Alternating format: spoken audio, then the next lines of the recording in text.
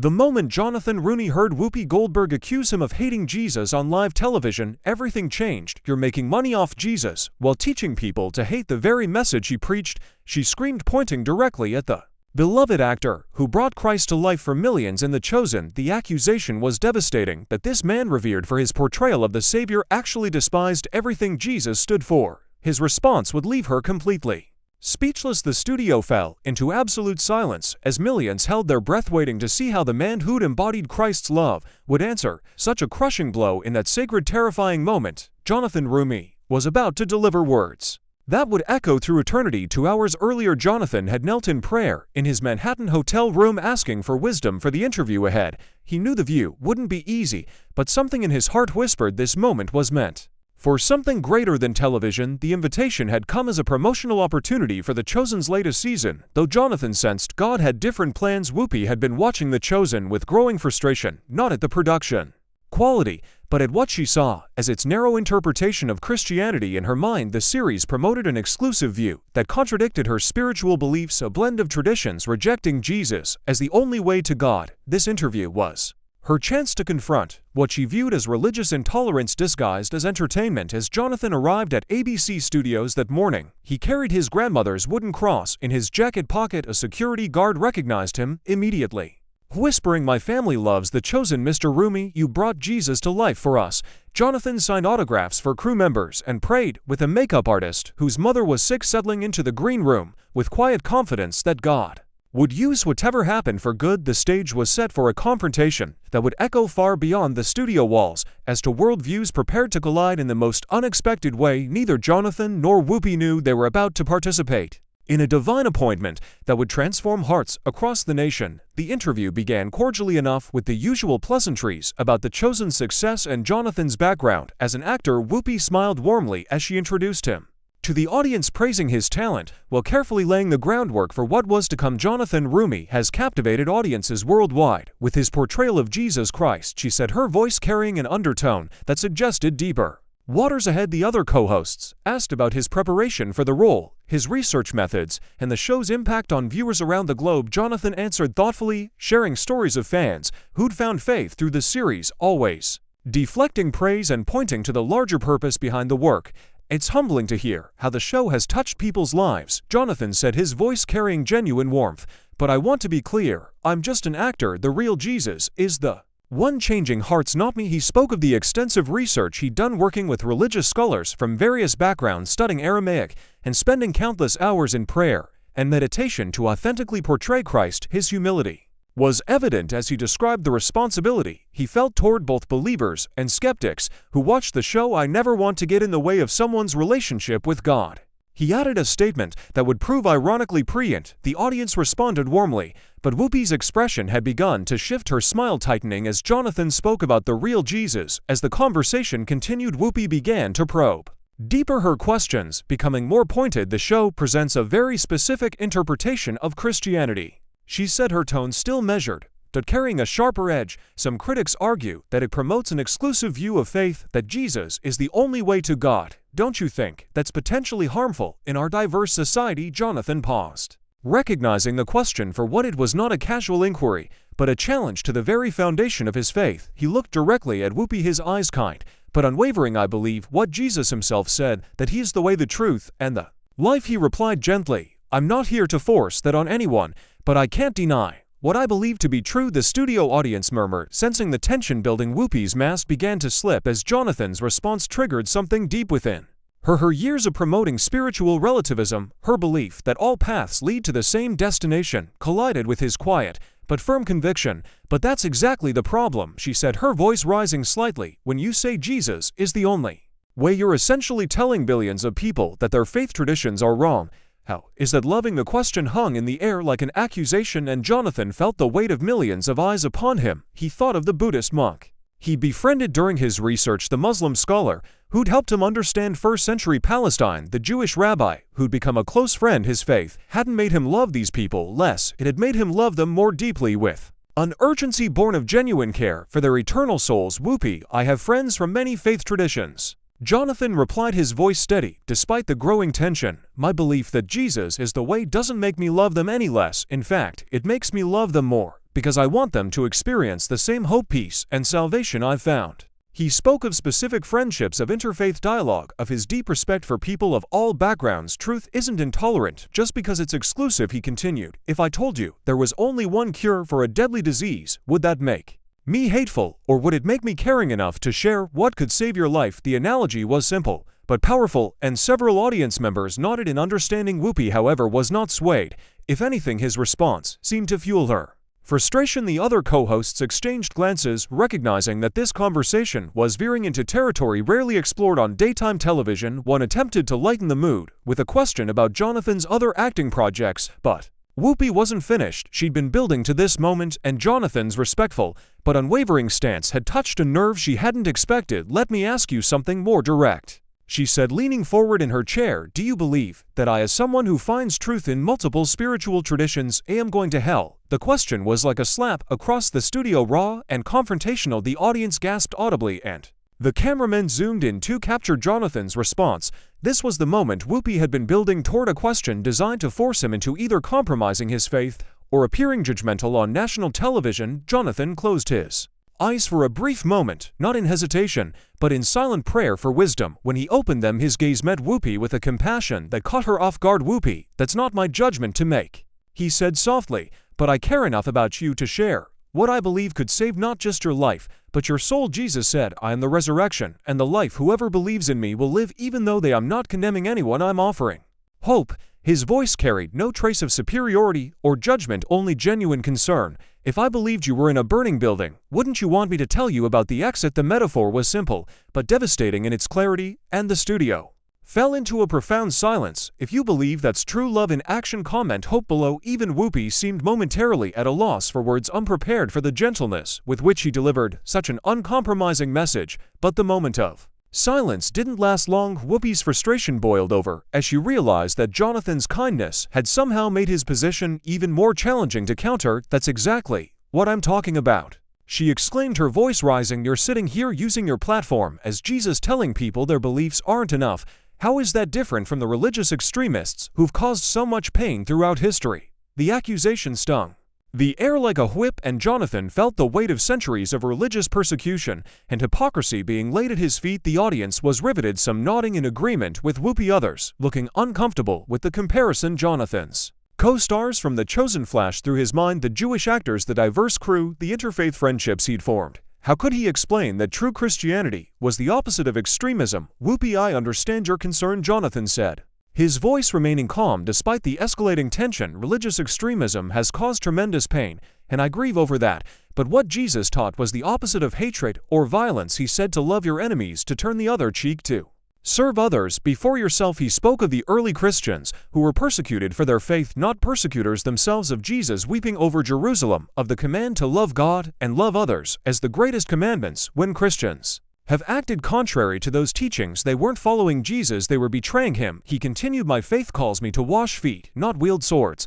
The distinction seemed to resonate with some in the audience, but Whoopi was unmoved, her expression hardening as she prepared for her final assault. The other co-hosts attempted to interject, sensing that the conversation was spiraling beyond typical daytime television territory. Maybe we should, one began, but Whoopi cut her off with a raised hand. She'd been building to this moment for weeks, and she wasn't about to let it slip away. Let me tell you what I think, she said, her voice dropping to a more dangerous register. I think you've made a career out of playing Jesus while completely missing his message. You talk about love, but you're spreading division. You claim to follow Christ, but you're doing exactly what he warned against, judging others, claiming to have exclusive truth. Her words were calculated, designed to strike at the heart of everything Jonathan held dear. The studio audience was completely silent, now sensing they were witnessing something unprecedented. This wasn't just a debate about religion, it was becoming a personal attack on Jonathan's integrity and faith. Jonathan felt each word like a physical blow, not because they wounded his pride, but because they represented such a fundamental misunderstanding of the gospel he'd spent years studying and living. Whoopi, he said quietly, I'm not judging anyone. Jesus himself said he didn't come to condemn the world, but to save it. When I share what I believe, it's not from a place of superiority, it's from gratitude. He spoke of his own brokenness, his need for Grace his understanding that he was no better than anyone else. The ground is level at the foot of the cross. He continued, I'm not pointing down at anyone. I'm pointing up to hope. His humility in the face of her attack only seemed to fuel Whoopi's frustration further. She'd expected him to get defensive, to show some crack in his composure that would validate her accusations. Instead, his gentleness was making her look like the aggressor. The tension in the studio was palpable as Whoopi prepared for what she clearly intended to be her knockout blow. The producers in the control room were torn between stopping the segment and recognizing that they were witnessing television history in the making. Social media was already exploding with clips of the exchange. #Jonathan trending worldwide. As viewers took sides, Jonathan sat quietly, his hands folded, a picture of peace in the storm surrounding him. He thought of Jesus before Pontius Pilate, silent before his accusers, and drew strength from that example. Whatever was coming, he would meet it with grace. Whoopi leaned forward, her eyes blazing with an intensity that made the entire studio hold its breath. You want to know what I really think?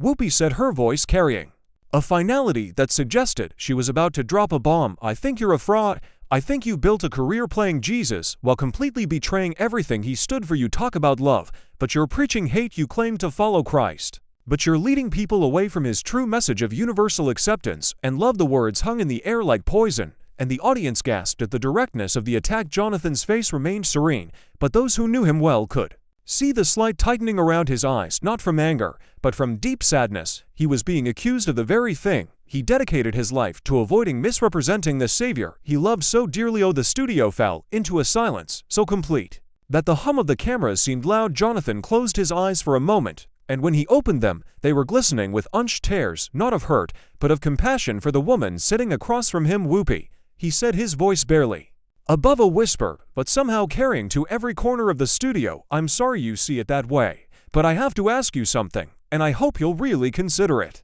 He paused, gathering his thoughts and his courage for what he was about to say. If Jesus himself sat in this chair and said, I am the way, the truth, and the life, no one comes to the Father except through me, would you call him a fraud too? Would you accuse him of preaching hate? The question was like a lightning bolt, illuminating the real issue at the heart of their conflict. This wasn't about Jonathan's portrayal or interpretation. It was about Jesus himself and the exclusive claims he made. The question hung in the air like a challenge, but not an aggressive one, more like an invitation to consider something profound. Whoopi's mouth opened, then closed as the implications of what Jonathan had asked sank in. The other co-hosts looked stunned, recognizing that this had moved far beyond television entertainment into sacred territory. Members of the studio audience were visibly moved, some wiping away tears, others sitting in stunned contemplation. Jonathan continued, his voice gentle but unwavering, because those aren't my words, Whoopi. They're his, recorded in John 14:6. I'm not adding to what Jesus said or taking away from it. I'm simply believing it. The simplicity of his response was devastating in its clarity. He wasn't defending his interpretation of Christianity. He was pointing directly to Christ's own words. Whoopi struggled to find her footing, realizing that Jonathan had just reframed the entire conversation. She couldn't attack his interpretation without attacking Jesus himself, something that would alienate even her supporters. But that's one verse, she stammered, taken out of context. Jesus also said to love everyone, to not judge. To Jonathan nodded, his expression full of understanding. You're absolutely right, he said. Jesus did say all those things. He said to love everyone. That's why I'm sharing what I believe could save them. He said not to judge. That's why I'm not condemning anyone, just offering hope. All of Jesus's teachings work together. Whoopi, his love and his truth aren't in conflict. They're the same thing. His ability to affirm her points while simultaneously dismantling her argument left her visibly shaken. The producers were frantically signaling that they needed to go to commercial, but Whoopi waved them off, determined to regain control of the narrative. You're twisting everything, she said, but her voice lacked its earlier conviction. Jesus's message was about acceptance, about embracing all people regardless of their beliefs. You're turning it into something exclusive and divisive. Jonathan leaned forward slightly, his eyes never leaving hers. Whoopi, Jesus did accept all people, tax collectors, prostitutes, thieves, but he didn't leave them unchanged. He said to the woman caught in adultery, neither do I condemn you, go and sin no more. That's love and truth together. His voice carried a gentle firmness that was impossible to dismiss. Accepting someone doesn't mean accepting everything they believe or do. Sometimes love requires speaking difficult truths. The studio audience was completely captivated, many leaning forward in their seats, as if afraid to miss a single word. Social media was exploding with real-time reactions. Religious leaders from various denominations weighing in, news outlets already preparing breaking news segments. This had become much more than a talk show interview. It was a public theological debate that was touching hearts and minds across the nation. Jonathan could sense the weight of the moment, the responsibility he carried, not just as an actor, but as someone who'd been given a platform to speak truth. He breathed a silent prayer for wisdom, knowing that his next words could impact countless lives. Whoopi tried a different approach, her voice taking on a more personal tone. Jonathan, I've studied religion my whole life. I've found wisdom in Buddhism, Christianity, Judaism, Islam. All of them have beautiful truths. Why can't we just celebrate that diversity instead of insisting that one way is right? It was a more vulnerable question, revealing her genuine confusion about why anyone would claim exclusive truth in matters of faith. Jonathan's expression softened further, recognizing the sincere searching behind her words. I respect your spiritual journey, Whoopi, he said gently. And I agree that there's wisdom in many traditions, but wisdom and salvation aren't the same thing. Jesus didn't just come to teach us how to live better lives. He came to for our sins and rise again, conquering itself. His voice carried a reverence that was unmistakable. He spoke of Christ's sacrifice. That's the difference, Jonathan continued, his voice growing stronger with conviction. Other teachers gave us wisdom, philosophy, ways to improve ourselves. Jesus gave us redemption. He didn't just show us the way, he became the way. When he said, I am the resurrection and the life, he wasn't speaking metaphorically. He was making a claim that either makes him the most important person who ever lived, or he paused, letting the implication hang in the air. C.S. Lewis said it best, Jesus was either a liar, a lunatic, or Lord, but he can't just be a good teacher who said things like, I am the way, the truth, and the life. The logic was inescapable, and even those who disagreed with Jonathan's conclusion couldn't deny the power of his reasoning. Whoopi shifted uncomfortably in her chair, feeling the conversation slipping further from her control. She'd expected to expose what she saw as Jonathan's narrow-mindedness, but instead found herself face to face with the exclusive claims of Christ himself. But what about all the good people who believe differently? She asked, her voice carrying a note of desperation. Are you saying they're all wrong, that Mother Teresa's work doesn't matter because she was Catholic, that Gandhi's love and sacrifice mean nothing because he wasn't Christian? The questions were emotional appeals designed to make Jonathan's position seem heartless and dismissive of obvious goodness in the world. It was her last attempt to paint his faith as incompatible with basic human decency. Jonathan's response surprised everyone, including Whoopi. Mother Teresa and Gandhi were both remarkable people who reflected God's character in beautiful ways, he said, his voice full of genuine admiration. Would never diminish their contributions to the world, but here's what I think they would both tell you: their good works couldn't save them, only Jesus could do that. He spoke of Mother Teresa's own struggles with doubt, her recognition of her need for Christ, her understanding that her service was a response to grace, not a path to earning it. Gandhi himself said, I like your Christ, I do not like your Christians. He saw something special in Jesus that he didn't see anywhere else. Jonathan's ability to honor these figures while maintaining his position demonstrated a nuance that Whoopi hadn't expected. The conversation had now been going on for nearly 20 minutes, far longer than any typical segment on The View. The producers were getting frantic signals from network executives, but the ratings were through the roof, and they knew they were witnessing something extraordinary. Jonathan could sense that the climactic moment was approaching. He could see it in Whoopi's eyes, the way she was gathering herself for one final desperate assault. He thought of Jesus in Gethsemane preparing for the cross and drew strength from that example. Whatever was coming, he would meet it with love and truth, trusting that God would use this moment according to his perfect will. Whoopi's frustration had been building throughout the conversation, and now it reached a boiling point. She'd tried logic, emotion, personal attacks, and appeals to tolerance, but Jonathan had met each approach with a gentle firmness that was infuriating in its consistency. You know what? She said, her voice rising to a level that made the entire studio tense. I'm tired of this religious superiority complex. I'm tired of people like you hiding behind faith to justify intolerance and division. Her words came faster, now years of pent-up frustration pouring out. You sit there playing Jesus while promoting the very attitudes that have caused wars, persecution, and hatred throughout history. You're not spreading love, you're spreading spiritual arrogance disguised as humility. The attack was vicious and personal, and the studio audience could feel the venom in her words. Some shifted uncomfortably, while others leaned forward, wondering how Jonathan would respond to such a direct assault on his character and faith. Jonathan himself felt the sting of her words, not because they wounded his pride, but because they represented such a profound misunderstanding of the gospel. He'd given his life to serve. He thought of Stephen being stoned, of Paul being beaten, of Christ himself being mocked and crucified. The persecution of faith wasn't new, but it still hurt, not for himself, But for the people who might be driven away from Jesus by such attacks, as Whoopi's tirade continued, something unexpected began to happen in the studio. Several audience members were visibly uncomfortable with the personal nature of her attack. Recognizing that she'd crossed a line from challenging ideas to attacking character, one woman in the front row was quietly crying, touched by Jonathan's gentle responses. In the face of such hostility, a man near the back had his head bowed, as if in prayer. The other co-hosts looked stunned by Whoopi's intensity, clearly wanting to intervene, but unsure how to do so without making things worse. Even some of the crew members were exchanging concerned glances, recognizing that this had moved far beyond professional disagreement into something much more personal and painful. Jonathan sat quietly through the attack, his hands folded, his expression serene despite the verbal assault. When Whoopi finally paused for breath, he spoke in a voice so soft that the entire studio had to strain to hear him. "Whoopi," he said, "I hear your pain, I hear your frustration with religion that has hurt people, and I share that grief. You're right, that terrible things have been done in the name of faith." His acknowledgement of her concerns caught her off guard. She'd expected defensiveness, not empathy. "But can I ask you something?" he continued, his eyes meeting hers with a compassion that was almost unbearable in its intensity.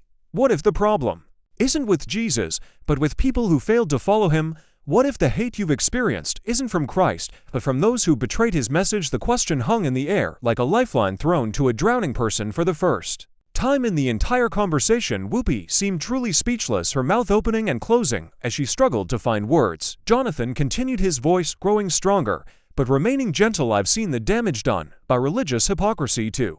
Whoopi, I've met people who've been wounded by churches, by leaders who claim to speak for God while spreading hate. It breaks my heart, because that's not who Jesus is." He spoke of Christ weeping over Jerusalem, of his tender care for the broken and marginalized, of his fierce love for those who felt rejected by religious institutions. "The Jesus I know didn't come to start a religion. He came to start a relationship with you, with me, with anyone who will accept his love." The studio was completely silent now, the weight of Jonathan's words settling over everyone like a gentle blanket. Even the cameras seemed to move more quietly, as if recognizing the sacred nature of the moment. Whoopi's eyes were glistening with unshed tears, her carefully constructed arguments crumbling in the face of such genuine compassion. But you still believe I'm wrong," she whispered, her voice barely audible. "You still think my faith isn't enough?" Jonathan leaned forward, his own eyes moist with emotion. "Whoopi, I don't think you're wrong for searching for truth. I think you're beautiful for caring so deeply about spiritual things.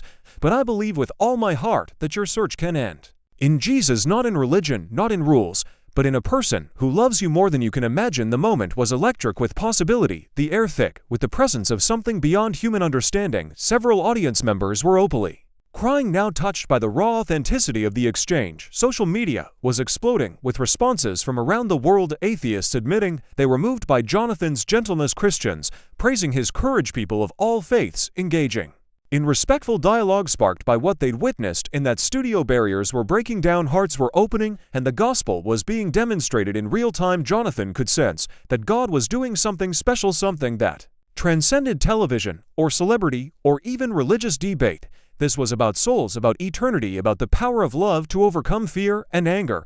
But Whoopi wasn't ready to surrender years of built-up resentment toward evangelical Christianity. Painful experiences with religious judgment and a carefully constructed worldview that celebrated spiritual diversity weren't going to crumble in a single conversation, no matter how powerful. She wiped her eyes, quickly steeling herself for one final attack. "This is exactly what I'm talking about," she said, her voice shaking with emotion. "You're being so nice, so loving, while telling me that everything I believe is worthless. You're doing exactly what religious manipulators do, using kindness as a weapon to make people feel guilty for not believing what you believe." Her words were desperate now, a last-ditch attempt to maintain her position in the face of overwhelming evidence of Jonathan's sincerity. It was clear that Whoopi was preparing for her final, most devastating accusation, the one that would either destroy Jonathan's credibility or expose her own heart to the very truth. She was fighting against. The studio held its breath, the tension so thick it was almost suffocating. Jonathan could see the pain behind her anger, the fear behind her accusations,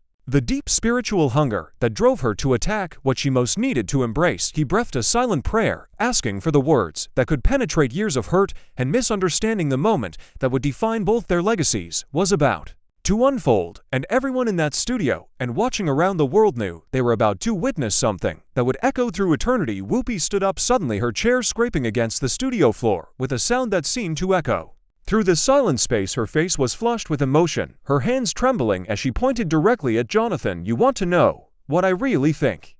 she said, her voice rising to a crescendo that made everyone in the studio flinch. "I think you're making money off Jesus while teaching people to hate the very message he preached." The accusation hit the air like a thunderclap, raw and vicious in its intensity. "You claim to love Jesus, but you're doing exactly what the Pharisees did, using religion to exclude people, to make them feel worthless unless they believe exactly what you believe." Her voice cracked with emotion as years of pent-up frustration poured out in a torrent of pain and accusation. The studio erupted in gasps and murmurs as the full weight of her accusation sank in. She was accusing Jonathan Roumie, the man who devoted years of his life to portraying Christ with reverence and love, of actually hating Jesus. The other co-hosts looked stunned, some covering their mouths in shock at the intensity of the attack. Cameras zoomed in on Jonathan's face, capturing every nuance of his expression. He absorbed the most devastating personal attack he'd ever faced on live television. For a moment, the man who'd spent years embodying the Prince of Peace looked genuinely pained, not by the attack on his character, but by the deep spiritual confusion it revealed. The audience sat in stunned silence, many looking uncomfortable with the personal viciousness of the assault they'd just witnessed. Jonathan closed his eyes for a long moment, and when he opened them, they were filled with tears, but not tears of hurt or anger. They were tears of compassion for the woman standing before him, tears of sorrow for the pain that had driven her to such a desperate attack. "Whoopi," he said softly, his voice carrying across the silent studio with stunning clarity, "if you really believe that I hate Jesus, then you don't know me at all, but more importantly, you don't know him." He stood slowly, his movements deliberate and peaceful, never breaking eye contact with her. "Everything I am, everything I do, everything I hope to be is because of my love for Christ, not the Jesus of religion or tradition, but the living Jesus for both of us." His voice grew stronger, filled with a conviction that was impossible to ignore or dismiss. "You're right about one thing," Jonathan continued, his voice now carrying to every corner of the studio with crystalline clarity. "I am making money from portraying Jesus, and you know what I do with that money? I support orphanages in Romania, I fund homeless shelters in Los Angeles, I help single mothers pay their rent." His voice never rose, but the power behind it was undeniable, because that's what Jesus would do. That's what Jesus did do. He fed the hungry, healed the sick, loved the outcasts. Tears were streaming down his face now, but his voice remained steady. "If that's hate, Whoopi, then I'm guilty as charged. But I call it love, the kind of love that compelled God to become human and on a cross for people who would rather accuse his followers than accept his gift." The studio was completely silent, the weight of Jonathan's words settling over everyone like a sacred presence. Whoopi stood frozen, her accusation hanging in the air between them like a sword that had suddenly turned in her hand. "You want to know what hate looks like?" Jonathan asked, his voice barely above a whisper, but somehow filling the entire space. "Hate is when someone offers you the greatest gift in the universe, forgiveness, love, eternal life, and you respond by attacking their character and questioning their motives." He took a step closer to her, his eyes filled with infinite compassion. "But you know what love looks like, Whoopi? Love is when that same person continues to offer you that gift anyway, because they care more about your soul than their reputation." In that moment, something shifted in the studio atmosphere, as if heaven itself had drawn near to witness what was unfolding. Jonathan reached into his jacket pocket and pulled out the small wooden cross his grandmother had given him, holding it gently in his palm. "This belonged to my grandmother, who taught me that loving Jesus means loving everyone, even those who hate you for it," he said, his voice thick with emotion. "She would have loved you, Whoopi, just as Jesus loves you, not because of what you believe, but because of who you are, a precious daughter of God, who's searching for truth in all the wrong places."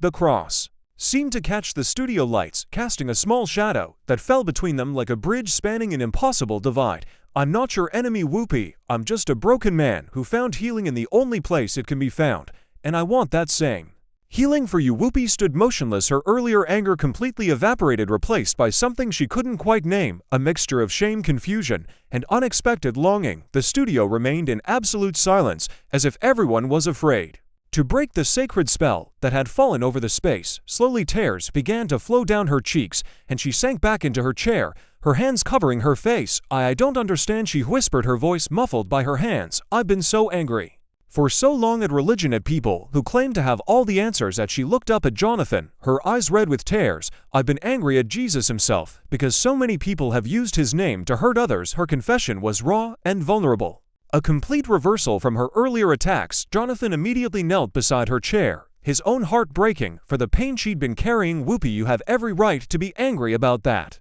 he said gently, his voice full of understanding. Jesus himself was angry about religious hypocrisy. He overturned tables in the temple because people were using God's house to exploit the poor. He called the religious leaders of his day whitewashed tombs because they looked good on the outside, but were full of spiritual. He spoke softly, his words like a balm to her wounded spirit. The Jesus I know weeps when people use his name to justify hatred or exclusion. That's not who he is, and I'm sorry. That's been your experience of Christianity. The studio audience watched in awe as this moment of genuine human connection unfolded before their eyes as the cameras continued to roll, capturing every moment of this unprecedented exchange. Whoopi looked up at Jonathan with eyes that seemed to see him clearly. For the first time, I've spent so many years building walls, she said quietly, her voice barely audible to the audience, but picked up clearly by the studio microphones. I thought I was protecting myself from judgment from people who would tell me I wasn't good enough for God. But maybe, she paused, struggling with words that felt foreign on her tongue. Maybe I've been protecting myself from hope. Jonathan reached out and gently took her hand, a gesture of such simple kindness that it seemed to unlock something deep within her. Whoopi, God's love isn't something you have to be good enough for. It's something you receive as a gift. That's what grace means, unmerited favor from a God who loves you exactly as you are, but too much to leave you that way. In the weeks that followed that extraordinary television moment, something beautiful began to unfold. Whoopi didn't immediately convert to Christianity. Real spiritual transformation rarely happens in an instant, but she began to explore faith with a new openness. She quietly attended a small church in Harlem, sitting in the back row, listening to sermons about grace and forgiveness. With tears streaming down her face, she began reading the Gospels for herself, seeing Jesus through fresh eyes, not as the exclusive deity she'd rejected, but as the loving Savior who had pursued her heart for years. Her public comments about faith became softer, more contemplative, and she privately reached out to Jonathan several times for prayer and guidance. The walls she'd built around her heart were coming down brick by brick, replaced by a foundation of hope she'd never thought possible. Jonathan, meanwhile, faced both praise and criticism for his gentle but unwavering stand that day. Some Christians felt he should have been more confrontational, while others praised his Christ-like response to hostility. But Jonathan knew he'd simply done what Jesus had called him to do: speak truth in love, even when it was costly. He continued his work on The Chosen with renewed purpose, knowing that every episode might reach someone like Whoopi, someone who'd been hurt by religion but was hungry for the real Jesus. The incident became a turning point in how he approached his platform, understanding more deeply that his role wasn't just to portray Christ on screen, but to reflect Christ's heart in every interaction. He often thought of that moment in the studio as a gift, not because of the attention it brought him, but because God had used it to reach a soul that desperately needed hope. The lesson from that day echoes through time. The most powerful apologetic for faith isn't a brilliant argument, it's love in action. True Christianity doesn't seek to win debates, but to win hearts through the irresistible power of authentic love. When we face opposition, we have a choice: respond with defensiveness and anger, or respond like Jonathan did, with compassion for the pain behind the attack and unwavering commitment to truth spoken in love. The gospel isn't just something we believe, it's something we embody, especially when it costs us everything. Here's the question that matters: when faced with hostility about your faith, do you respond with the defensive spirit of religion or with the redemptive heart of Jesus? The world is watching, waiting to see if our love is real. If this story moved you, hit that subscribe button for more faith-filled content that challenges and inspires, and drop a comment below. Tell us about a time when someone's gentle response changed your heart, or share how you want to love others.